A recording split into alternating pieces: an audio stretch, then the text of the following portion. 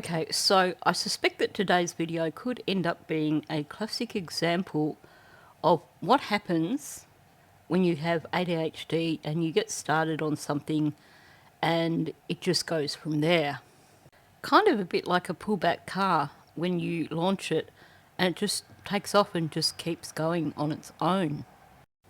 So if you saw my last video, I was saying that there were a few concerns for me in terms of Daniel's explanation of the morning the children went missing, when he said that he basically sprinted up the hill to the fort and then back down again.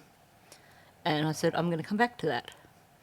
So that was the plan for today's video, and I am coming back to that. But there's actually more questions that have come from this, and more realisations that have come from this. Basically from me searching for the relevant clips that I needed, and searching for probably more clips than I really needed, but it turns out that actually it was a good thing. So now I'm just doing the ADHD ramble. So I'm going to back up and talk about where I'm headed with this video. So as I said, Daniel talks about going up to check the fort where the children play. And it got me thinking that actually there's a lot of audio from Janie that seems to contradict audio from Daniel and also audio from Belinda. And that was what this video was going to be about, but also about some of the wording in Daniel's statement. And it's just progressed from there. So I'm going to start by playing an excerpt from Belinda speaking on a YouTube channel called It's a Crime and Shame. And she's talking about when she first arrived at the property, as she asked Malaya, she said to Malaya, you know these children better than anyone else. Where's the first place that we should look? And Malaya mentioned the fort. So I'm going to play that and then we'll go from there. So I asked her, I said, we're here to search. So you know your kids. You're the mom. Moms know their kids. You know what takes their interest, where they like to go around the yard, where you have to get after them all the time. And she said they always like to play up by their fort. So I told her we would start up there. Now, I just want to point out a few things here. We know that after Malaya left the property, she hid her Facebook and she blocked Belinda, the grandmother of her two missing children.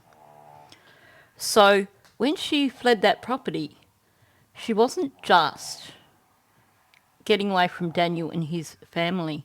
She was basically cutting off everybody bar her own immediate family. And I think too that by now most of us are pretty certain that at the very least Malaya knew what happened to her children. And in my opinion, she knew they had not wandered off into the woods. Now, basically, the day that Belinda went out there to help search, she had been told by the RCMP that they couldn't go out to the areas that were currently being searched. They could go back over areas that had previously been searched, which is how she ended up searching that area up behind the property. But let's just acknowledge here, not only was Malaya happy to have perfect strangers out there wandering around in the woods looking for her children when it appears that they weren't out there, but she was more than willing to send the children's own grandmother out into the woods searching for them. So was it a fair call to say, well, the place that they go the most is their fort up in the woods? Or was that just to get Belinda out of the way so she didn't have to have a conversation with her about what happened? But the significant thing here is that we do have Malaya telling Belinda that they like to play in their fort in the woods. That's their favourite spot to play.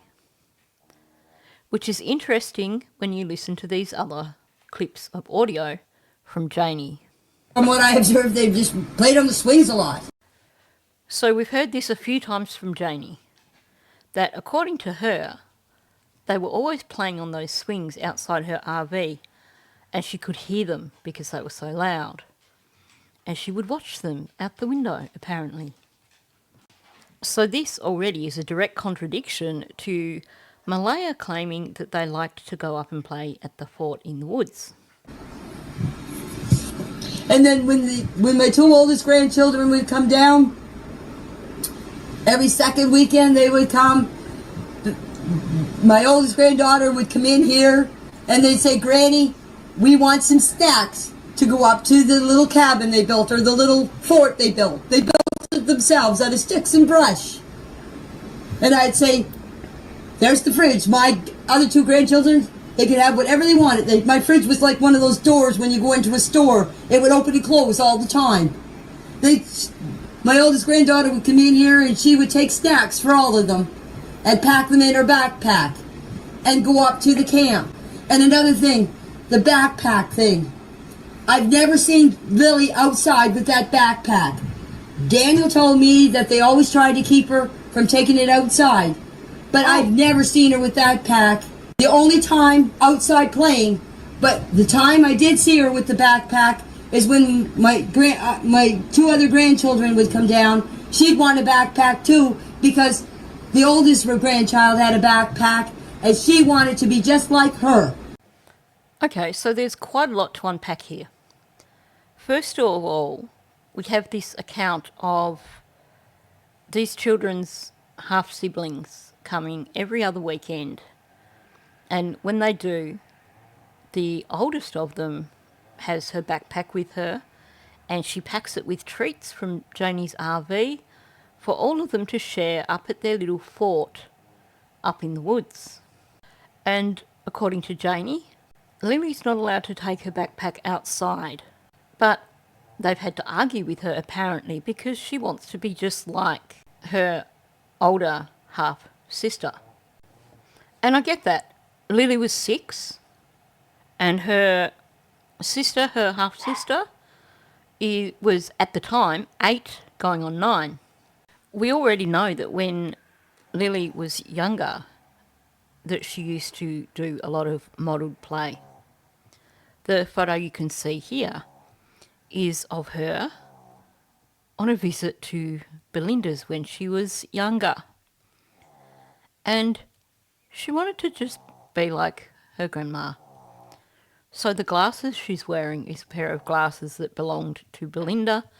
Belinda just popped the lenses out because they were an old pair that she didn't use anymore and gave them to Lily. So Lily would wear them when she was at her place. And the hat, also Belinda's hat. So yes, Lily did like modelled play. It was clearly her way of learning. But that's not uncommon for children Lily's age. So, is this a real story? Or is this just a narrative that's been made up to try and explain the backpack? Because remember, Janie didn't start talking to anyone till like 7 weeks after the children had been missing.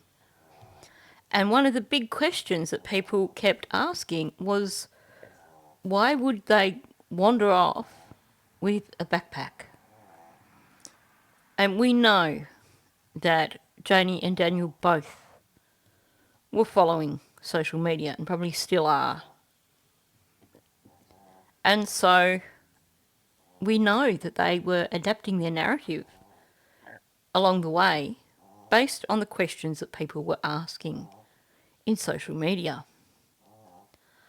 So I'm really not putting a lot of weight on this story of Lily being difficult in terms of wanting to take her backpack out and play because her older sibling did so. I mean, yes, it's plausible, but this is not an explanation that was given when the children first went missing. We were just expected to just accept Daniel's word that Lily had her backpack. And, you know, to me, made me think, well, if it was legitimate, it sounded like it was something that she just regularly did. She just took her backpack off with her. Although, to be quite honest, I think the issue of the backpack is probably neither here nor there.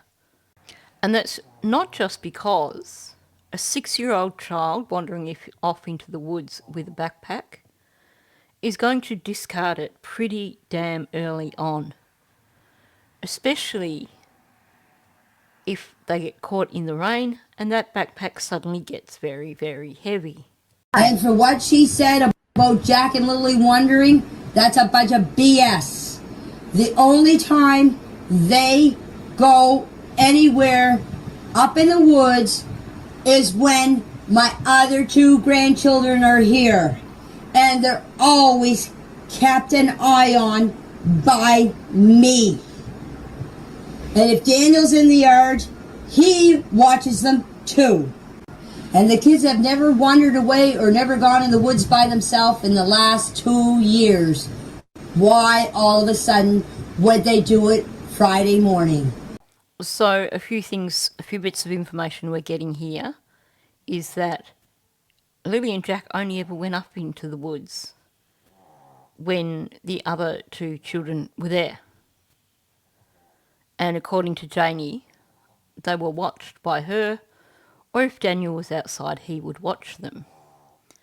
And she's pretty adamant there that Lily and Jack have never gone off into the woods on their own. And that pretty much puts an end to this notion of the children, or Lily in particular, heading off into the woods with her backpack if she's not likely to do so without the other children there. I do have to remind you, though, that we have to take everything Janie says with a grain of salt, because we've already seen how many times she contradicts herself, how many times she contradicts other people, and times when something she's said is quite blatantly a lie. Those 2 children, Jack and Lily, could not have walked very far. As I told you, when I walked with Jack and Lily and Daniel and my other 2 grandchildren in the woods, I would have to carry Jack through the woods. There's no way you're going to make a kid do something they don't want to do. Believe me, I've been through it. So Jack and Lily would not have walked in the woods. The only distance they would have walked is up to their little fort that they built. So now she's again saying that there's no way they would have walked in the woods. And, you know, we also heard from Belinda, who said, you know, after going through the woods, she didn't believe that they had walked off into the woods. So I think Janie might be actually telling the truth here in terms of that these children wouldn't wander off into the woods. As far as they'll go is this fort that they built up in the woods. Well, she's just said essentially that they'll only go up there with the other grandchildren. So, you know, which is it? Note also, she originally had the fort being built by the older grandchildren, or that's how I took it from listening to the first statement. And now in this one, she says the fort that they built, as in Lily and Jack. Now, I'd be really curious to see a fort that's been built by a 4-year-old and a 6-year-old. But honestly, for that matter, I'd be interested to see a fort that's been built by 4 children under the age of 9. Because the oldest child didn't turn 9 till after Lily and Jack went missing. Just right up here. The kids have a little fort that they made out of sticks and fir branches, and that's where they go. You can see them and hear them. We went for walks in the woods. I had to practically carry Jack through the woods because there was no way that he was walking through all that tree falls and bushes. Now, the thing that really stood out to me when I was watching that clip was how thick the undergrowth was that they were walking through. And Janie has made this comment, basically, that when they go for walks through the woods, she has to carry Jack because he won't walk through the woods. And yet, to get to this fort, they have to go through this fairly heavy underbrush. And even around the fort area, if Jack really has to be carried over things, it doesn't exactly look like the sort of area that he would actually want to be in. Janie also claims that when they're up playing in the fort, that either she's watching them or Daniel is watching them if he's outside. Well, based on this video, I couldn't imagine anyone being able to observe those children once they were up there in that fort. Now, when I was preparing for this video, I remembered that one of the news stations had also basically walked up to the fort and filmed it really, really early on when the children went missing within the first day or so. So I went hunting for that footage and I found it. So I'm going to play you that now and pay attention and see what it is that really stands out to you. That the two kids they believed had left the home through a sliding door, which they say is quite silent when it opens and closes. So that's how they believe the children may have left the home. That's what the police have been told. At this point, there has been, again, this ongoing search and rescue operations. Police said they've searched thoroughly 4 kilometers of wooded terrain using GPS and grid searches. Okay, so on one hand, you can see that they actually used a much, much steeper track when they headed up that hill towards the fort. But you can see quite clearly that there's no way anyone would be able to supervise those children up in that fort. And the other thing that stands out to me is that pen up on the side of the hill. Like, what would you put in a pen that's up on the side of a steep hill? That's just a little bit odd to me. Now, you may have noticed a difference. You may have noticed something significant here, but I'll come back to it and I'm going to talk about it later on in the video, because now I want to play what Daniel said about that morning that the children allegedly went missing. And then we noticed the boots were gone. We went outside, made our way into the backyard. We didn't see them anywhere. And Malaya said, should I call 911? And I said, well, just wait 1 second. I ran up in the woods to the kids. They have cabins up in the woods. It's about, I don't know, 100 feet up in the woods. Ran up there, ran right back down, which only took me like 30 seconds. And I was screaming for Lily and Jack, you know, all the way out when I was running up to the cabins. I'm just going to replay one section of that for you. I ran up in the woods to the kids. They have cabins up in the woods. It's about, I don't know, 100 feet up in the woods. I ran up in the woods to the kids. They have cabins up in the woods. It's about, I don't know, 100 feet up in the woods. Now, first of all, he refers to this fort as cabins up in the woods. I listened to Janie's audio and there is one instance when she also refers to it as a cabin up in the woods. But it certainly sounded like leakage to me, because Malaya referred to it as a fort. Most of the time, Janie referred to it as a fort. So it is curious that he referred to it as a cabin.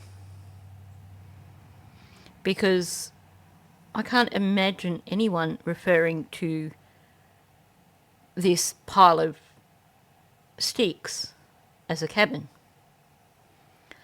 The other thing is the way he said it. I ran up in the woods to the kids, and then he backtracks and he goes through. They have cabins up in the woods. Now he's saying it so quickly that if you don't really listen hard, you miss it. I ran up in the woods to the kids. They have cabins up in the woods. It's about, I don't know, 100 feet up in the woods. It is interesting that we have these narratives from three people that focus on this fort or cabin in the woods. And in fact, according to Daniel, his first hero moment for the day is when they realised the children were missing. He didn't go check all around the property. Straight up, he ran up into the woods and checked this fort or cabin, or whatever you would like to call it. So the first question I have is there some leakage here in referring to this as a cabin? We're just clearing a cabin, one house to the right of the property when you're looking at it. I'm not sure the actual direction. Members are just clearing it now. Door was open, closed, but unlocked. So a huge shout out and thank you to Plunder True Crime for getting that audio. But as you heard on that audio, that was actually the first day, the day the children went missing. And this was over the dispatch, someone mentioning that they just were clearing a cabin on a property directly to the right of this property on Gairloch Road. It was unlocked, so they went in and they cleared it. Now, they're not going to just waltz into somebody's house. So clearly when he's talking about clearing a cabin, it is a cabin in the woods, not someone's house. So it's a random cabin somewhere off in the woods that they checked out just in case the children were in there. I just want to remind you that day one, searchers were searching for children who had wandered off into the woods. And I know this is kind of confronting to say, but they weren't looking for signs that someone had stashed bodies anywhere. Now, while I was working on this video, I did go onto Google Earth and I was looking for signs of a cabin. If there is one, it's well and truly hidden under the trees. I could see the house on the property next door, but I couldn't see anything that I would have referred to as a cabin. But that's neither here nor there because on the dispatch they're talking about clearing a cabin. So my first question is this. Now, I believe that they did decide that there was something more going on with this case. So my question is, when they reached the point where they decided that these children hadn't actually wandered off into the woods and that there was something more going on here, that cabin that they cleared, did they ever go back and check underneath it? Now let's say hypothetically that somebody inserted themselves into this case in a big way and was going and talking on various YouTube channels. Someone who had come out, apparently, or it appears, for the purpose of defending Janie and Daniel. And then that someone's son, who just happens to be really close friends with Daniel, came out not only to defend Daniel, but to defend his father.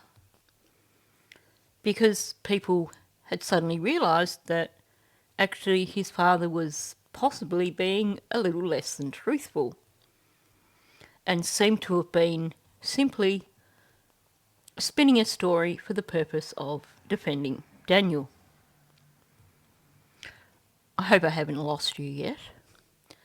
Well, I had a look on the Facebook of the Sun, and he had this image that was posted back in March of this year of this cabin in the woods.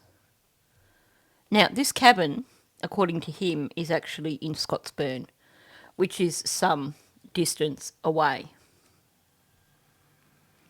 But it's interesting. It looks quite abandoned. And I'm thinking, this guy, he likes fishing as well. Chances are this is probably not the only cabin in the woods that he knows of. Daniel probably knows of cabins in the wood too. Maybe the pair of them go fishing together. Maybe they go in the woods together, and maybe they are aware of cabins that are hidden away in the woods. Just a thought, I'm going to throw that out there. But let's go back to talking about this fort. So I've already questioned the likelihood of these children wandering up to that fort.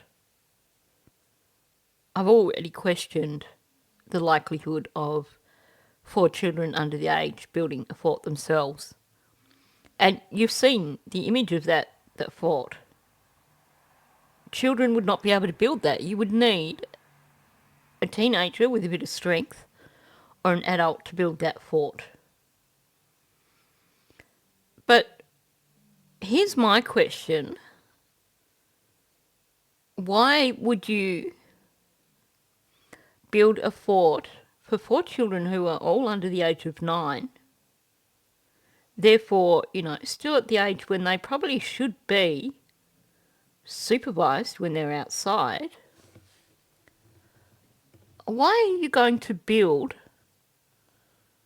a fort up in the woods when they've got 2 cubbies to play in? So remember, these children, the oldest of the 4, hadn't even turned 9 at the time that Lily and Jack went missing.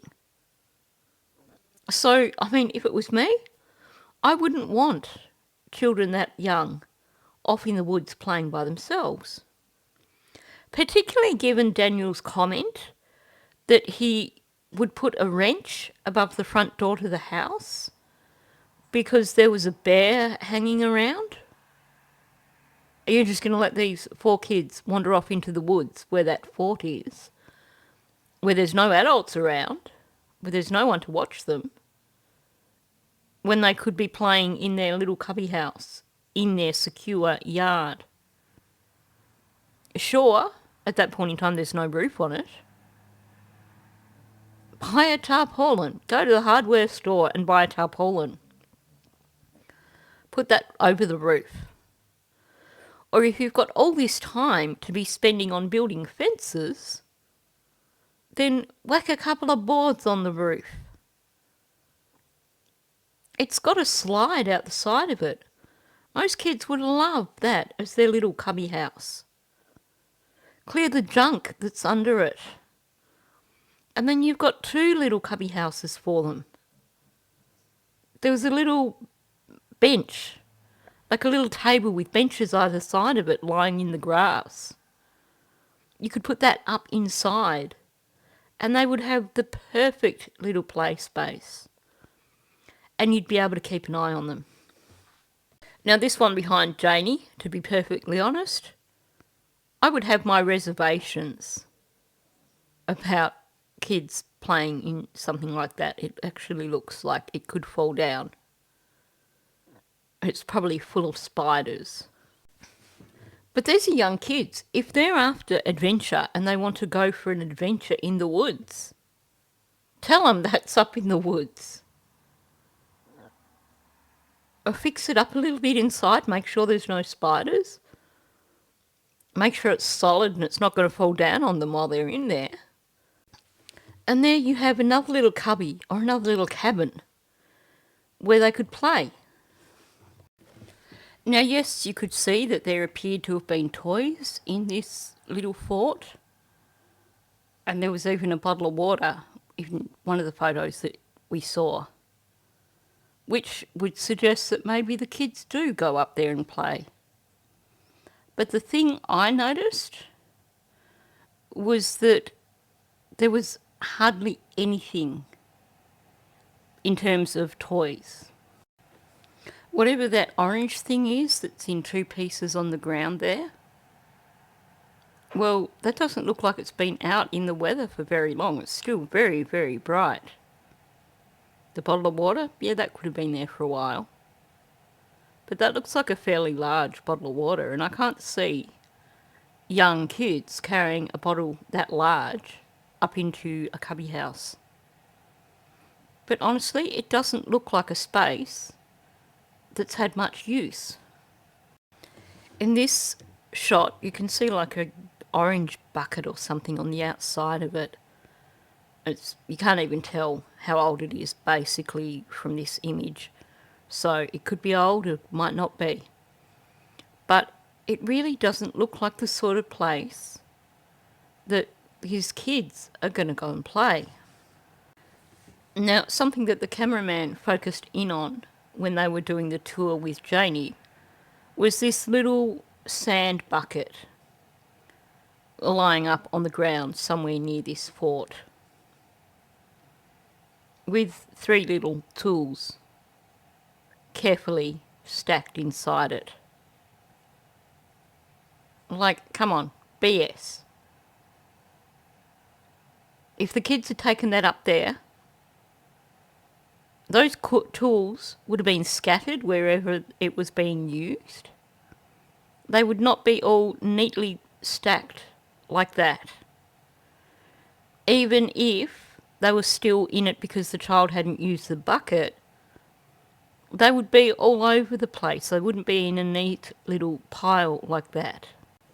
And don't forget, this is 2 months after the children went missing. There have been no children on the property since Lily and Jack went missing, because even Daniel's older children weren't going there after that. And yet this bucket seems quite clean. It doesn't seem weathered. It looks like it's just been put there.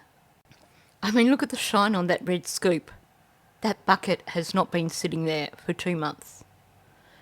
No way whatsoever. Seems like as well as putting in these new swings, moving the wood pile, painting the woodshed, doing all these things before inviting CBC out to do this interview, that someone may have also decided to take a bucket and sit it up in the woods near the fort to give the impression that the children would go up there and play. Now, I've been saving one piece of audio for you to play at the end here. And then after I play that, I want to do a little bit of comparison because I have a question. So let's start with this audio. Lily is scared of bugs and spiders, the opposite of Jack. When I see them out here in the yard and there's a fly or a bug or something, if Jack gives her one of her bugs, she goes, I don't want that, or worms. She won't touch worms. She won't touch bugs at all. She gets scared of them. She runs in the house when there's a fly or something around her. So I can't see them going in the woods with bugs and flies and no. So without the older child, and I don't know how old the other child is, I would have to have another look at Daniel's photos, but without the 8-year-old child to give her the bravery, do you really see Lily taking Jack up through the woods to this fort to play when there's most likely bugs and flies and spiders and things? Because tree branches, perfect for finding bugs and spiders and flies and stuff. So it doesn't seem likely to me that Lily would have been going up and playing in this fort all that often with Jack, which makes it rather interesting that that's what Malaya said to Belinda. And of course it's doubly interesting that you have Daniel claiming that as soon as he found out the children were missing, he ran up through the woods to check at this fort. or he called it a cabin, and then ran back down again. Okay, so you probably realised what I was showing you as I was talking in between clips and things. We have on the top left-hand side, that is the fort as it was filmed on the day or the day after the children went missing. And then on the bottom corner, you have the fort on the day that Janie took the interviewer from CBC up through the woods to show them the fort. Aside, of course, from the fact that the whole thing has collapsed in the 2 months since it was first filmed, you can see in that first image that it's all fresh wood. So fresh that all the branches, all the leaves on the branches are still green. Unlike down in the bottom there where they're all brown and shriveled and dry. Had you seen just this first image, then you might think that actually this fort was made up of a bunch of branches or a bunch of old bits of wood used to separate the branches on a living tree. Because you can see the branches there look like they're alive. Those branches have only been cut off a tree within the past couple of days. This fort was only built around the time that these children went missing. This begs the question, did the children ever go up and play in this fort? Or is this fort a prop? Was it put there for a reason when the children went missing? And now here's another question for you. According to Janie, the property was thoroughly searched when the children went missing. Or they even searched under her RV. But tell me this. Look at these two images. Does it look like anyone actually bothered to dismantle that fort and search underneath it? Search the ground underneath it for signs of disturbance? Because it seems to me that all they've done is look inside the fort and gone, well, the children aren't in there, and then completely disregarded it. It clearly didn't occur to them that the fort was freshly built with the leaves still green on the branches. Because surely had it occurred to them, they might have then decided to just completely dismantle that fort and check the ground underneath. So I guess the question is, just how thoroughly was that property searched by the RCMP? And why this narrative about the kids playing up in that fort up on the hill when they've got a perfectly good cubby house in the backyard where they could be watched? They've got another somewhat ordinary looking cubby house, but at least it's still on the property. And Lily doesn't like bugs and stuff. Why is she going to traipse through the woods with Jack without an older child for company to head up to that little fort or cabin? Why did Malaya send Belinda there to search? Was it just to get Belinda out of the way? Because Malaya didn't want to face her? Because Malaya was feeling guilty about something? And why is it when you have all these other little nooks and crannies where two little kids could be hiding, that Malaya and Daniel, having suddenly realised everything went quiet, went out into the yard, and Malaya instantly wanted to call 911, and Daniel's first response was to run up and look in that little fort or cabin, as he calls it, rather than actually search anywhere in the immediate vicinity. Now, I haven't left the driveway yet in terms of what happened to those children. But I have so many questions about this fort, or as Daniel refers to it, this cabin up in the woods. I also have questions about this pen or stockyard or whatever it's meant to be up in the woods. It's not like you'd be penning any animals up there. And besides that, if you were, where's the entrance? Because it looks like it's just all old bits of wood, basically all stacked up. Why would you place a wrench above your front door? Because there's a bear hanging around, apparently. But then at the same time, build a fort up in the woods so that your young children can go up there and play unsupervised and out of sight. Why would Jack and Lily go and play up there when apparently Jack doesn't like going through the woods and has to be carried, and Lily runs screaming inside when there's a bug? Is she really going to be climbing under those branches?